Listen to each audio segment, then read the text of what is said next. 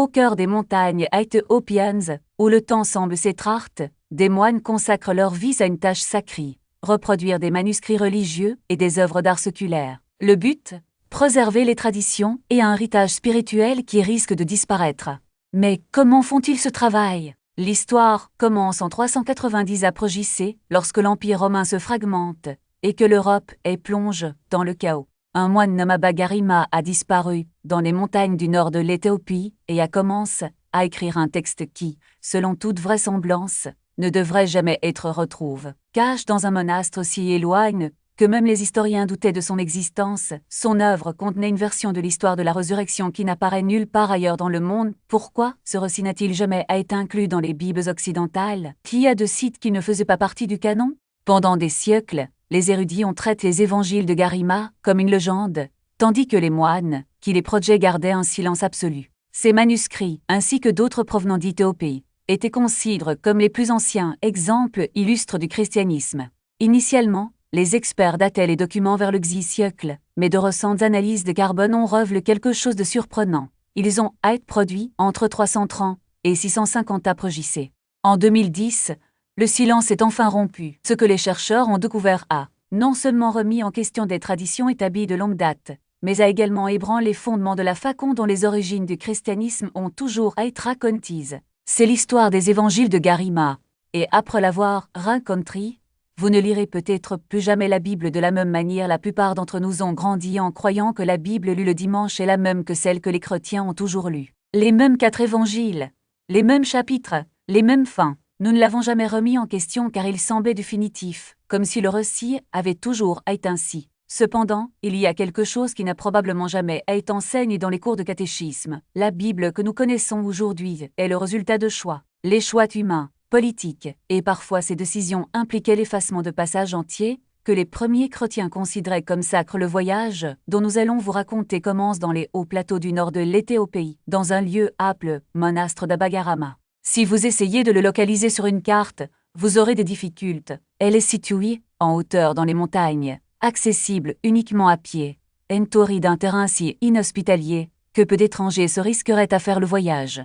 Pendant plus de 15 siècles, les moines orthodoxes éthiopiens y ont vécu isolés, priant, jeûnant et prodigeant quelque chose que le reste du monde chrétien avait perdu. Le monde universitaire occidental, lorsqu'il s'agissait d'études bibliques, a pratiquement ignoré l'Éthiopie. Elle est souvent tacite que les manuscrits chrétiens sophistiques ne pouvaient provenir que d'Europe, de Rome ou de Constantinople. L'Afrique était considérée comme un détail et non comme une source, mais cette idée était bâtie sur l'arrogance et non sur des faits, tandis que l'Europe s'effondrait au cours de ce que l'on appelle l'âge des ténèbres. L'Éthiopie prospérait. Le christianisme arrive dans le pays au IX siècle, ce qui en fait l'une des nations chrétiennes les plus anciennes du monde.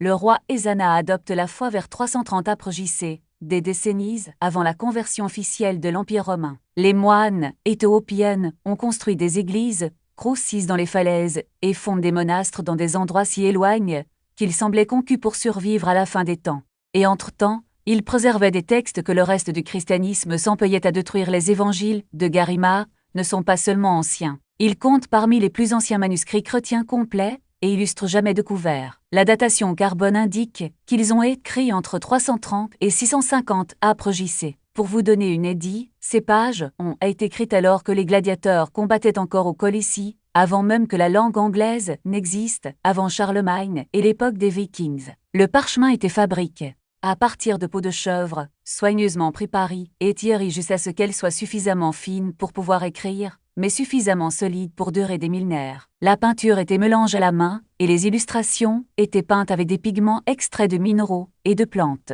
D'une manière ou d'une autre, malgré les tremblements de terre, les guerres, les famines et l'action incessante du temps, ces livres ont survécu lorsque les chercheurs de l'Ethiopian Heritage Fund ont examiné les manuscrits au début des années 2000. Ils n'en croyaient pas leurs yeux. Zia Lamela, assise en silence, copiait méticuleusement un manuscrit religieux sur un parchemin en peau de chèvre.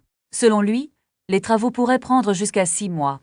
Les couleurs étaient toujours vibrantes. L'or applique sur les pages brillait comme s'il y avait été place récemment. Les illustrations d'Itélis d'oiseaux, d'animaux et de motifs géométriques semblaient avoir été élicises sur des décennies et non sur des siècles.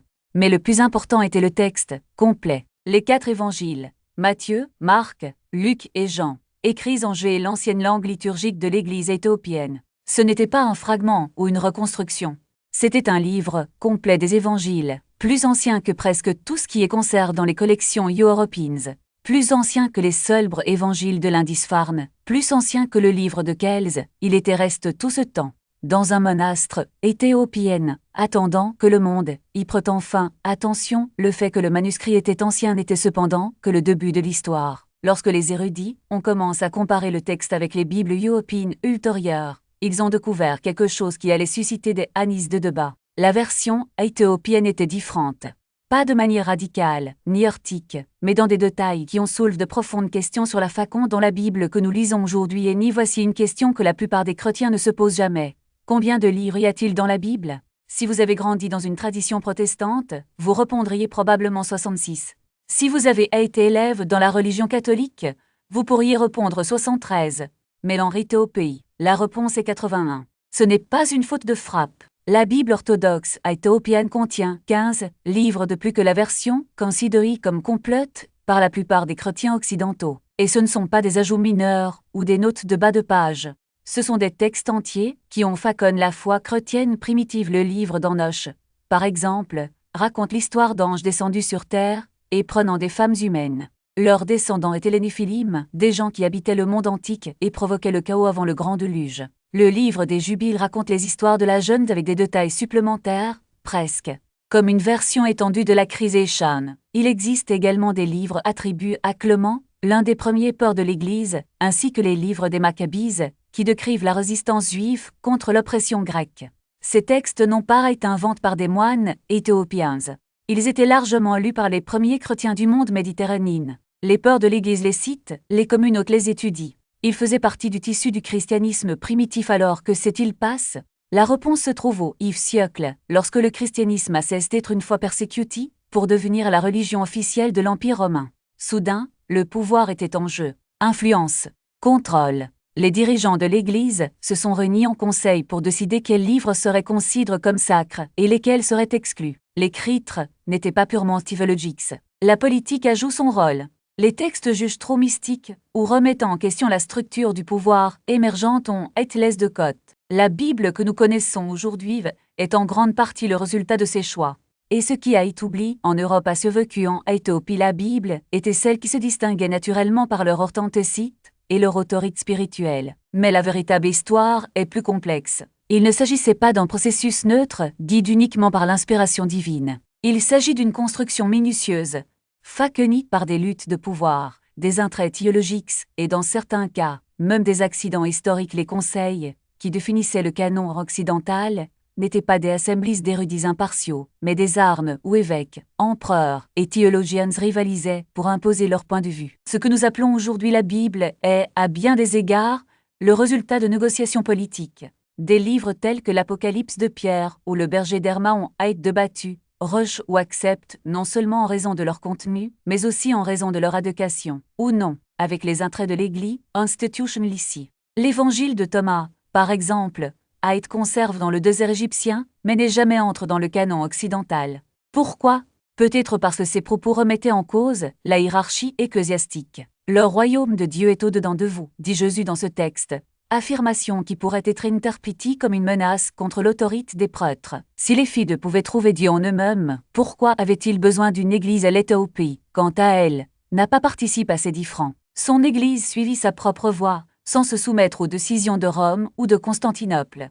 Lorsque l'Occident a jugé certains textes apocryphes, les moines éthiopiens ont continué à les copier, non par rébellion, mais par fidélité à la tradition qu'ils avaient reçue. Ils ne voyaient aucune contradiction entre les évangiles canoniques et des livres comme Enoch ou Jubilees. Pour eux, tout le monde faisait partie du même récit sacre, d'une vision du monde où le spirituel et le matériel étaient indissociables, et c'est précisément cette vision que l'Occident a perdue. Les textes exclus n'étaient pas seulement des histoires supplémentaires, ils offraient une compréhension plus large de l'univers chrétien primitif. Le livre d'Enoch, par exemple, décrit la chute des anges vigilants, un récit qui explique l'origine du mal dans le monde. Sans cela, l'histoire du péché originel est incomplète, comme un puzzle dont il manque des pièces. Le livre des Jubiles, quant à lui, de taille, une chronologie alternative des patriarches, redéfinissant même l'âge de Noé ou la diœrie du déluge. Ce sont des détails qui, pour les premiers chrétiens, n'étaient pas de simples détails, mais des éléments essentiels à la compréhension du dessein divin. La question qui se pose est inévitable. Pourquoi ces pieux sont-elles supprises? La réponse réside, peut-être dans la nécessité de simplifier. Une Église en expansion avait besoin d'un message clair, facile à transmettre et à contrôler.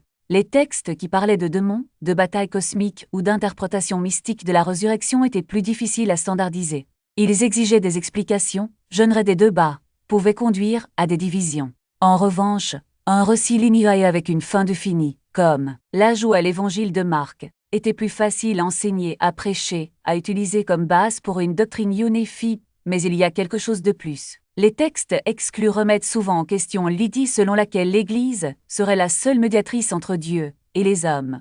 Ils parlaient de révélation directe, de vision personnelle, d'expériences spirituelles qui ne dépendaient pas des prêtres ou des conciles. Dans un monde où le pouvoir ecclésiastique se consolidait, cela était dangereux. Une foi qui pouvait être vécue en dehors des structures institutionnelles était une menace pour l'ordre établi. Elle était au pays. Isolé par les montagnes et la distance, n'a pas eu à faire ses choix. Ces moines ne se souciaient pas d'unifier une doctrine pour un empire. Ils ont simplement conservé ce qui leur avait été transmis, sans filtrer, sans modifier, sans supprimer. Et c'est pourquoi ces manuscrits sont si précieux. Ce ne sont pas seulement des livres anciens, ce sont des témoignages d'une foi qui existait avant les décisions qui ont façonné le christianisme occidental. Lorsque les érudits examinent les évangiles de Garima, ils ne se contentent pas de lire un texte. Ils se regardent dans un miroir qui reflète ce qui aurait pu être.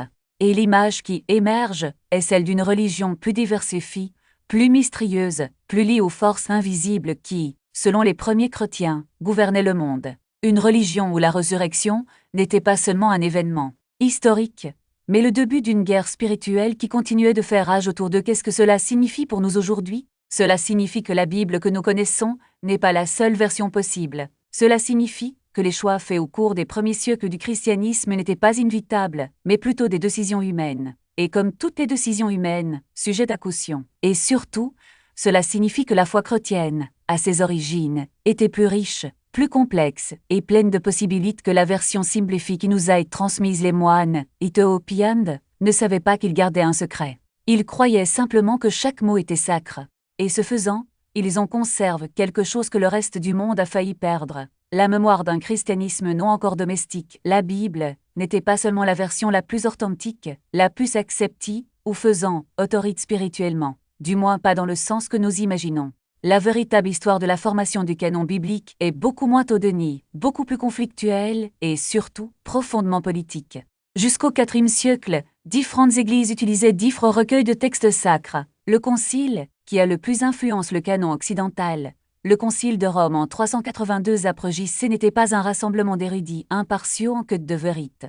C'était une assemblée de dirigeants ecclésiastiques avec leurs propres agendas, de vieilles rivalités, des intérêts clairs. L'empereur désirait l'unité religieuse parce que, pour lui, l'unité religieuse signifiait la stabilité politique. Les textes qui encourageaient une pensée indépendante, des expériences mystiques ou des interprétations alternatives du message de Jésus étaient dangereux.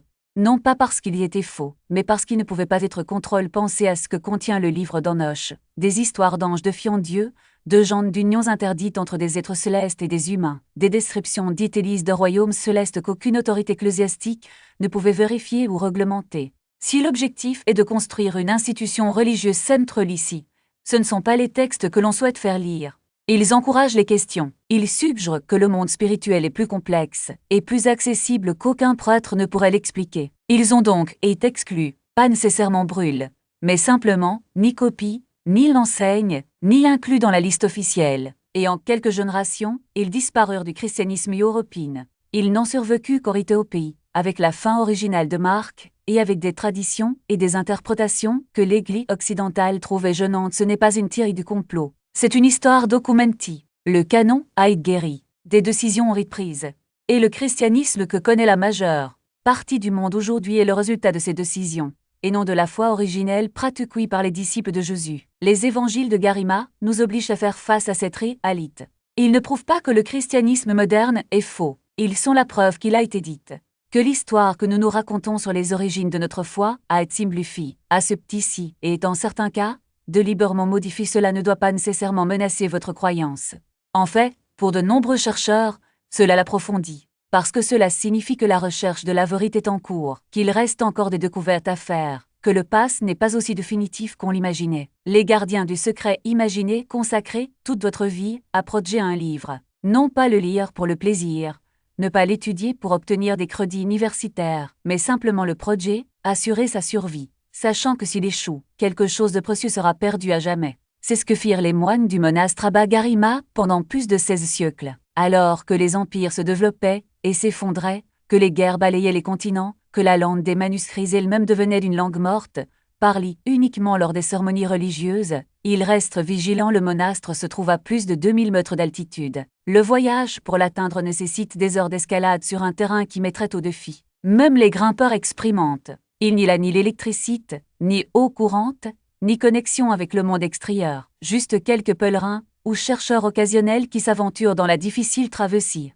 Les moines qui y vivent ont renoncé à tout ce que le monde moderne valorise, le confort, la sécurité, la connexion. Ils ont choisi une vie de prière, de jeûne et de préservation. Lorsque le Fonds du patrimoine éthiopien envoie des chercheurs examiner les évangiles de Garima, les moines vont d'abord être méfiants. Pendant des siècles, les étrangers étaient synonymes de danger, des envahisseurs, des voleurs, des gens qui voulaient s'emparer de ce qui ne leur appartenait pas. Mais avec le temps, la confiance s'est installée. Les manuscrits ont été analysés à l'aide des techniques les plus avancées disponibles. La datation au carbone confirme ce que les moines avaient toujours cru. Il s'agissait de manuscrits chrétiens parmi les plus anciens existants, proches non pas par des ressources technologiques, mais par la foi, le dévouement et l'inaccessibilité de leur emplacement. L'équipe de recherche a découvert quelque chose d'encore plus remarquable, l'état de conservation des manuscrits. Après 1500 ans d'existence, les pages étaient pratiquement intactes. Les illustrations sont restées vivantes. Le texte est lisible. En Europe, les manuscrits du même âge nécessitent des chambres fortes climatisées, des protocoles de manipulation spécialisés et une restauration constante.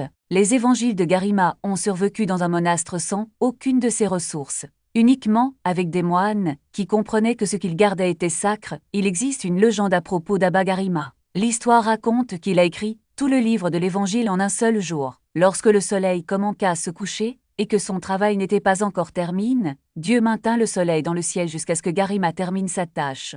Les historiens rejettent cela comme de la mythologie. Mais voici ce qui est intéressant. La datation radiocarbone confirme que le manuscrit a été écrit à la même époque que celle décrite par la légende.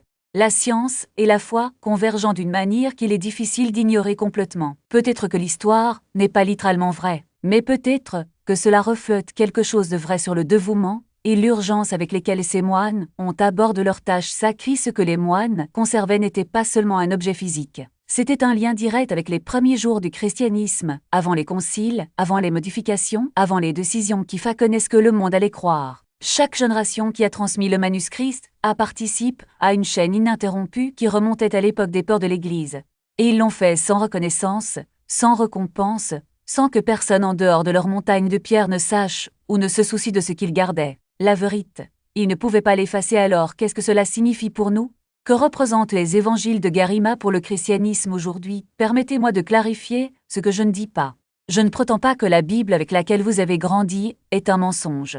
Je ne dis pas que le christianisme est construit sur la tromperie. Je ne dis pas que la découverte de ces manuscrits devrait ébranler la foi de qui que ce soit. Mais je dis que l'histoire est plus complexe que ce qu'on nous a raconté. La Bible n'est pas tombée du ciel sous forme de livre complet.